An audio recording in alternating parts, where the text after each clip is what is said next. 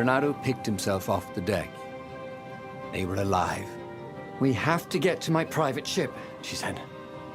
Do you trust me? I guess I must, he said. You go on ahead. Clear the path, she said. I can't kill my own soldiers. He wanted to say that he didn't trust her, that he had no idea what he was getting into. But he had no choice, did he? He was following his heart. That's what it means to be a hero. You had to follow your heart.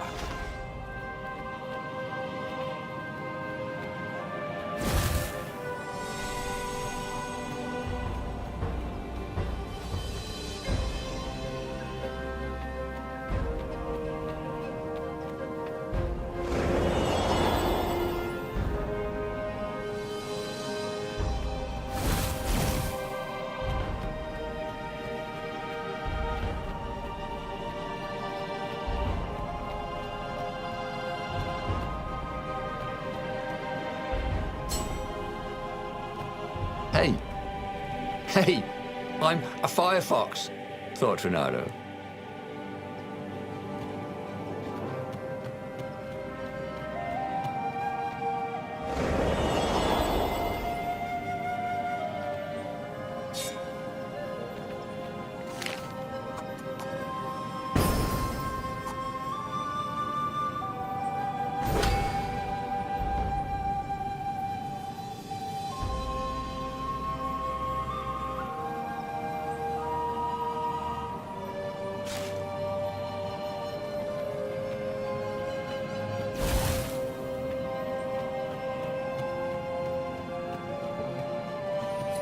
The portal was heavily guarded. It must go someplace they really didn't want it to go.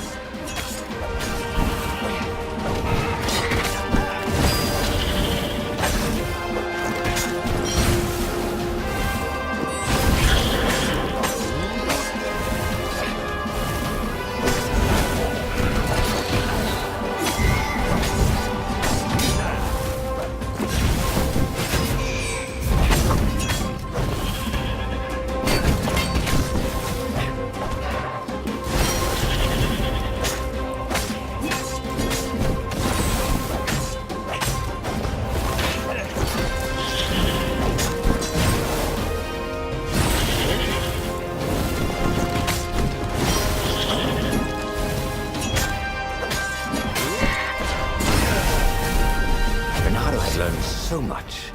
It was time to turn it into something he could use.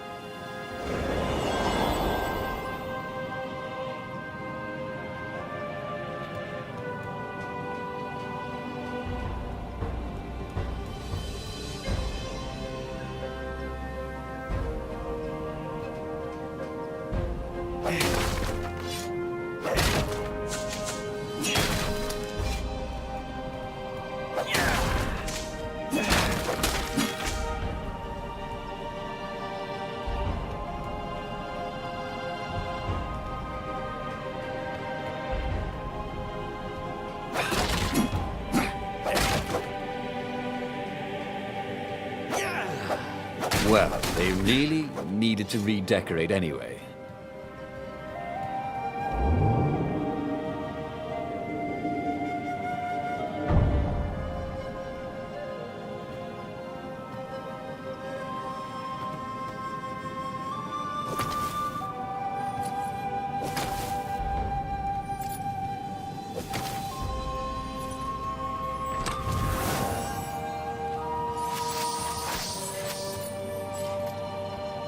Once you try it, you're hooked.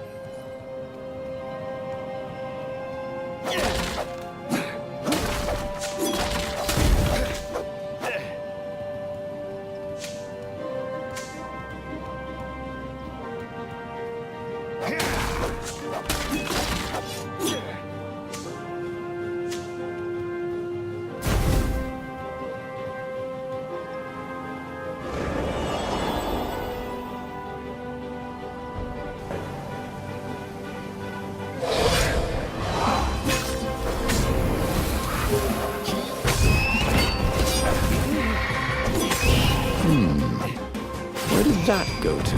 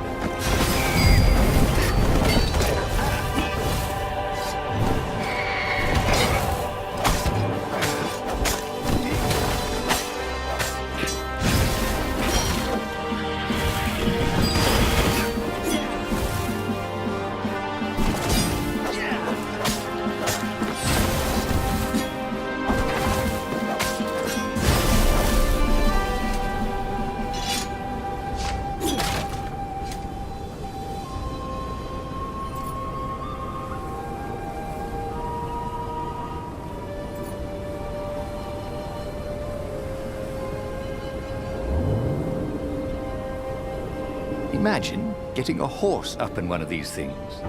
He would be cursing a blue streak.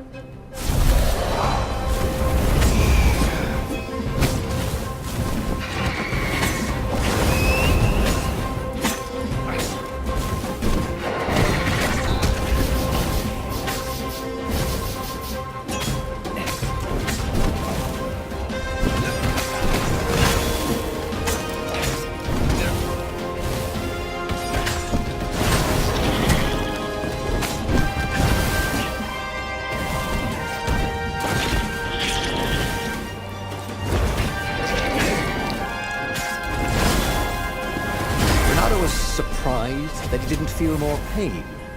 Just a bit dizzy. Whew.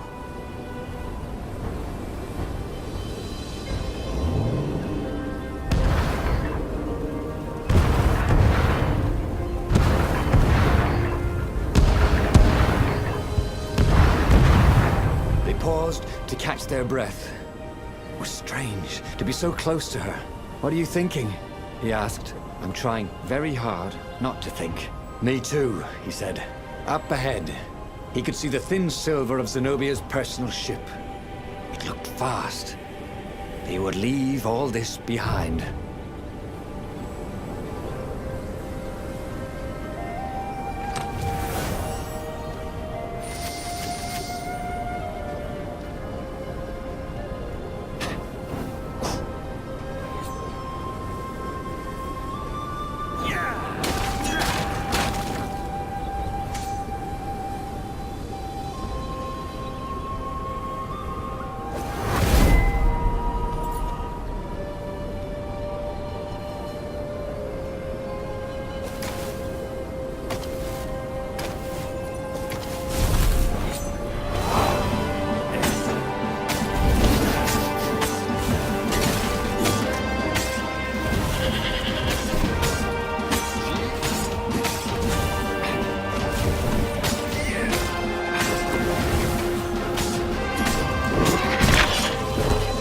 Once again, Renato was dead right. Or actually just dead.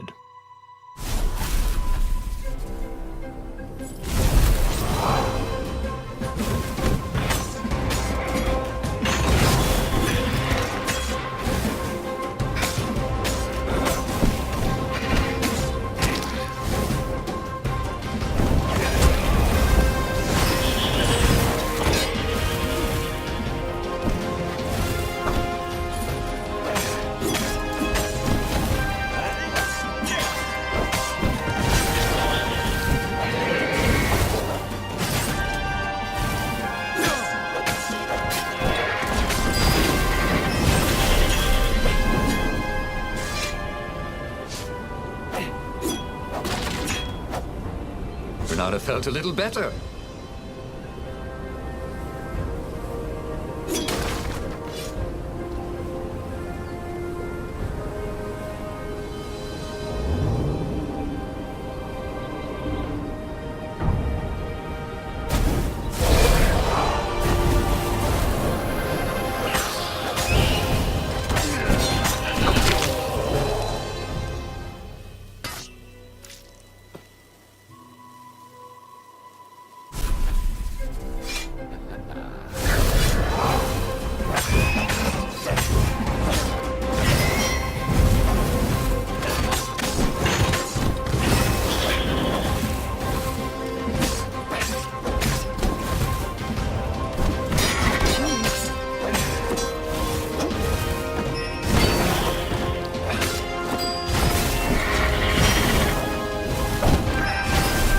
Truth was, Renato really liked the sound his sword made in the air.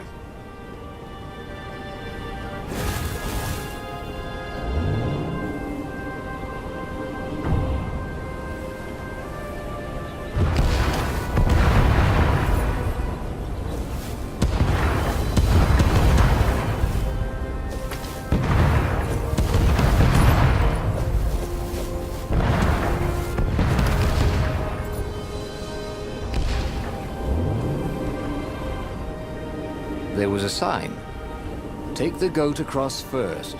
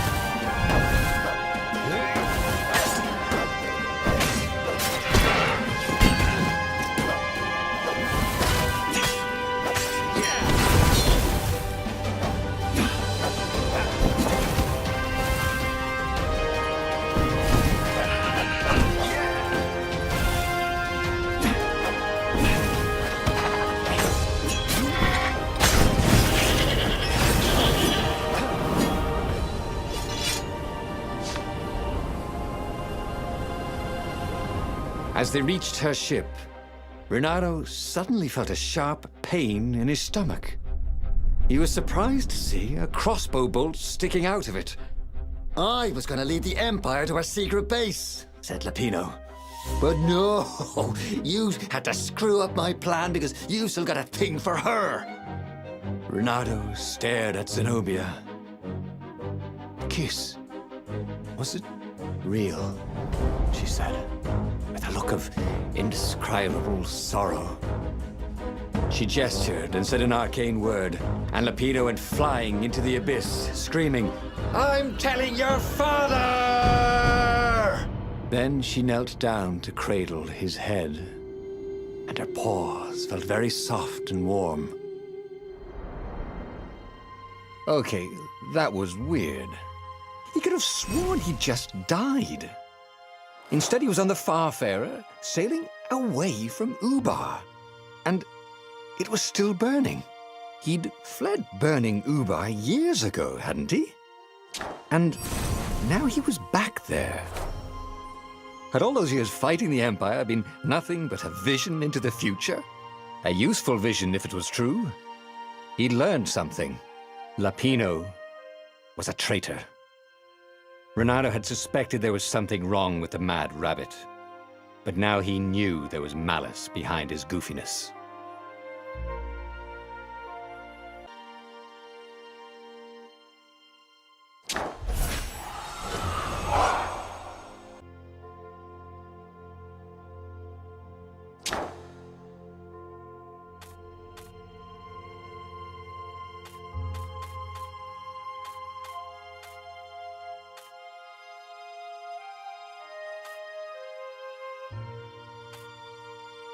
He'd made bad choices. But now, when the real battle came, he wouldn't make those choices. He wouldn't make the same mistake twice. The book's pages began to flip backwards, towards the beginning. And he realized that his adventure was just beginning. The clouds parted over the Isles of Boreas. It was time to choose. The rebellion was in trouble. Ravens were scouting for the secret rebel base. They needed a game changer. Pieces of the Sky Ripper had surfaced. Or so a scholar in the mountains had told him. Surely the weapon that banished the lost gods could defeat the Emperor. Also, a temple had risen out of empty desert. The Emperor had brought the Sky Ripper pieces up out of ancient burial by his obscene rituals. Could this be where the Iblis stone was hidden? Someone better get it before he does, thought Reynardo. And also, his old friend Lapino needed rescuing. Of course, Reynardo had a pretty strong suspicion that Lapino had betrayed the rebellion. But could Reynardo really leave an old friend to the Ravens?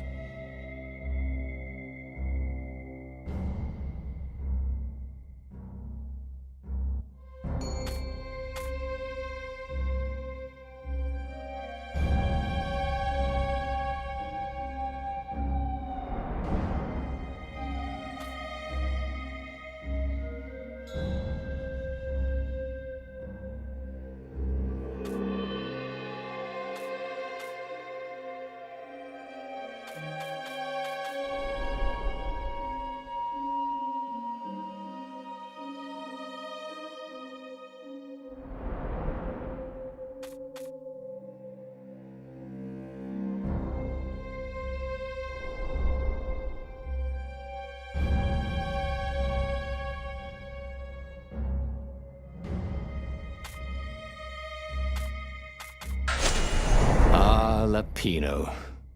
Apparently, the Mad Rabbit had sold a Pegasus that he did not exactly own. Lapino always wiggled out of trouble, given time. But he was out of time. Lapino's frantic message said that the Ravens were going to kill him for being a rebel spy. And that he had a clever plan. If the fleet reached him first, they'd string him up for that. Never mind the winged horse. Or so Lapino had told him over the far speaker anyway.